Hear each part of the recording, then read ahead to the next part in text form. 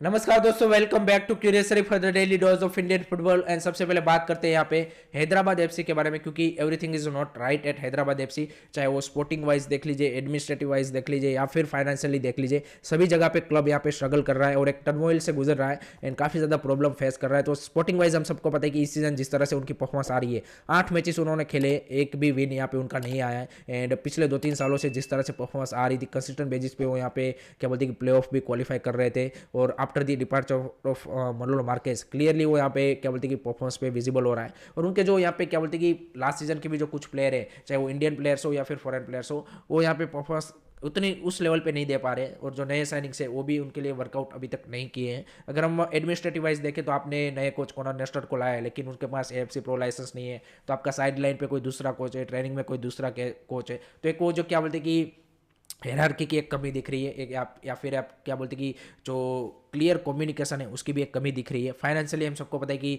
काफ़ी मतलब पिछले 2-3 सालों में काफ़ी बार यहाँ पे हैदराबाद एफसी को ट्रांसफर बैन भी लगा है फीफा की ओर से, क्योंकि उन्होंने जो उनके प्रीवियस प्लेयर हैं उनकी सैलरीज भी सही टाइम पे पे नहीं की है, कोचेस की सैलरीज भी यहाँ पे ऑन टाइम पे नहीं की है। तो उसके चलते बैन भी काफ़ी लंबे टाइम से झेले हैं। एंड उसके अलावा यहाँ पे जो नए इन्वेस्टर की बात हो रही है कि भाई नया इन्वेस्टर आ रहा है, उन्होंने भी एक कंडीशन रखी हुई है कि भाई जब तक आप अपने करंट ड्यूज यहाँ पे क्या बोलते कि और नहीं करते क्लियर, तब तक मैं भी इन्वेस्ट नहीं करूंगा। तो ये सारी चीज़ें यहाँ पे क्लब फेस कर रहा है। और काफ़ी बार हमने देखा है कि इस तरह की जब सिचुएशन आती है क्लब के, तो काफ़ी सारे क्लब शट डाउन भी हुए हैं, चाहे वो इंडियन फुटबॉल हो या फिर बाहर भी देख लीजिए। तो लेट होप सो ऐसी सिचुएशन ना बने हैदराबाद एफसी के लिए। एंड ये सारी जो प्रॉब्लम है उससे ओवरकम करके यहाँ पे, क्योंकि हैदराबाद की जो लेगेसी अभी पिछले 2-3 सालों में बनी है वो काफ़ी बढ़िया बनी है, तो हम नहीं चाहेंगे कि भाई इस तरह का क्लब यहाँ पे शट डाउन हो, टू बी ऑनेस्ट। तो लेट्स सी किस तरह से सारी जो प्रॉब्लम है उससे ओवरकम करता है Hyderabad FC as a club. उसके बाद बात करनी है भाई आज होने वाले एक बड़े मुकाबले के बारे में, जो कि टेबल टॉपर डिसाइड करेगा। एंड वो है यहाँ पे FC Goa versus Kerala blaster. दोनों ही टीमें अच्छे फॉर्म से आ रही है। एफसी गोवा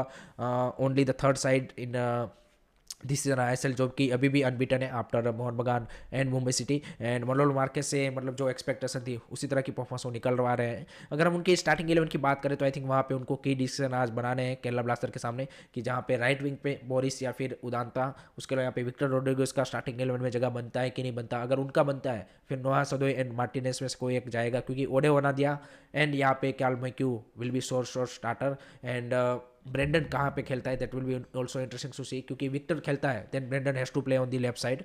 एंड जय गुप्ता की performance in this big match I think will be काफ़ी ज़्यादा क्रूशल रहेगी। और देखते हैं कि किस तरह से वो यहाँ पे इस तरह के मैच को लेता है, क्योंकि अब फैंस की जो एक्सपेक्टेशन है वो जय गुप्ता से और भी ज़्यादा बढ़ रही है। और जय गुप्ता ने भी बोला है कि my ultimate aim is to play for the national team. अगर हम केरला ब्लास्टर की बात करें तो इवान मुकोनोविच, एंड जिस तरह से केरला ब्लास्टर ने इस सीजन खेला है काफ़ी ज़्यादा इंप्रेसिव किया है। एंड जो सबसे बड़ी चीज़ मेरे को केरला ब्लास्टर की इस सीजन लगी है वो है मेंटालिटी। आई थिंक जिस तरह से आप देखिए चेन्नई एफसी के सामने भी आप 2 गोल डाउन थे और वहाँ से फिर आपने 3-3 किया। एंड चाहे वो होम मैचेस हो अवे मैचेस में, वो एक दिखाए कि उनकी ओर से वो कैरेक्टर देखने को मिल रहा है। चाहे उनके की प्लेयर भी मिसिंग हो तब भी टीम ने एक एज अ यूनिट खेला है, तो that's the biggest positive for them.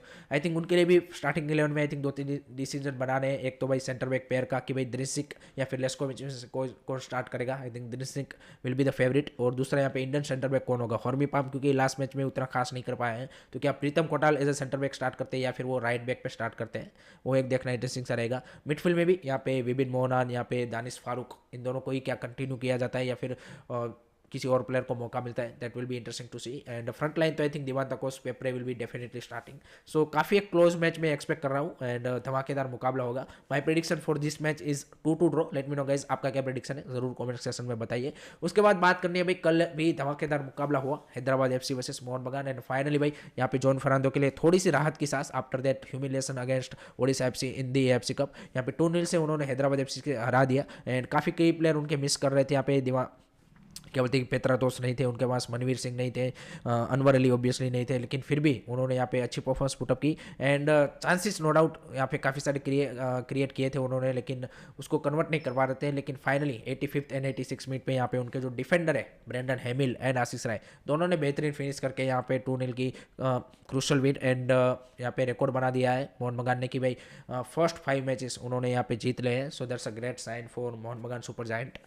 उसके बाद बात करनी है भाई यहाँ पे यूरोस के बारे में। तो यूरो 2024 के फाइनल यहाँ पे भाई ड्रॉ अनाउंसमेंट हो चुके हैं, जो कि यहाँ पे जून 2024 से 14 जून 2024 से यहाँ पे जर्मनी में खेला जाने वाला है। अगर हम ड्रॉज की बात करें, यहाँ पे ग्रुप की बात करें, तो यहाँ पे group B obviously death of group है, क्योंकि यहाँ पे defending champion Italy, Spain and Croatia यहाँ पे एक ही ग्रुप में है, तो वो ग्रुप काफ़ी ज़्यादा इंटरेस्टिंग बन जाएगा।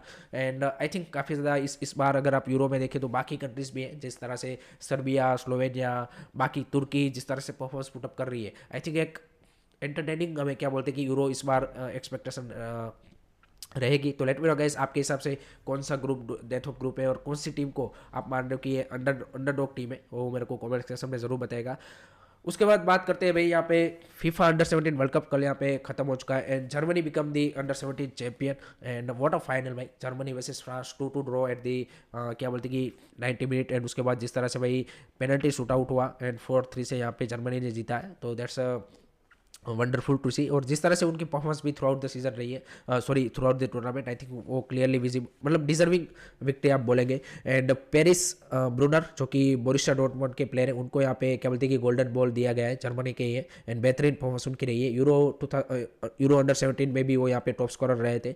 उसके लिए यहाँ पे ऑगस्टिन रोबर्टो जो कि अर्जेंटीना के स्ट्राइकर है, उनको यहाँ पे क्या बोलते हैं कि गोल्डन बूट का अवार्ड मिला है, जिन्होंने 8 गोल इस टूर्नामेंट में मारे हैं। तो लेट्स सी ये दोनों प्लेयर आगे आने वाले फ्यूचर में कौन से बड़े क्लब में खेलते हुए देखते हैं, that will be also really interesting to see. उसके बाद बात करनी है भाई यहाँ पे केरला के जो यहाँ पे लोअर डिवीजन के क्लब है, उनकी भी भाई यहाँ पे जर्सीज से मैं काफ़ी ज़्यादा इंप्रेसिव हूँ। आई थिंक केरला यूनाइटेड ने कल ही यहाँ पे अपनी जो अवे किट है वो यहाँ पे आई लीग 3 के लिए अनविल की है एंड भाई ज़बरदस्त यहाँ पे जो कल्चर है उसका ब्लेंड उसके साथ दिख रहा है। और आईएसएल की कुछ जर्सी से भी बेटर भाई मेरे को यहाँ पे केरला यूनाइटेड की जो ये अवे जर्सी है वो लगी है। उसके लिए यहाँ पे लुका एससी, अगर आप देखें उनका जो क्लब है, उन्होंने भी यहाँ पे भाई केरला प्रीमियर लीग है उसके लिए अपनी जर्सी अनविल की है और उसमें भाई उन्होंने चंद्रयान की थीम रखी है। तो आप अब देखिए कि both the jerseys are looking really good. तो इस तरह की जर्सीज और इस तरह की सारी चीज़ें देख के भाई एक थोड़ा सा मतलब एक्साइटमेंट तो होता है। और केरला के जो क्लब से वो आई थिंक उस उन चीज़ों में काफ़ी ज़्यादा वो है।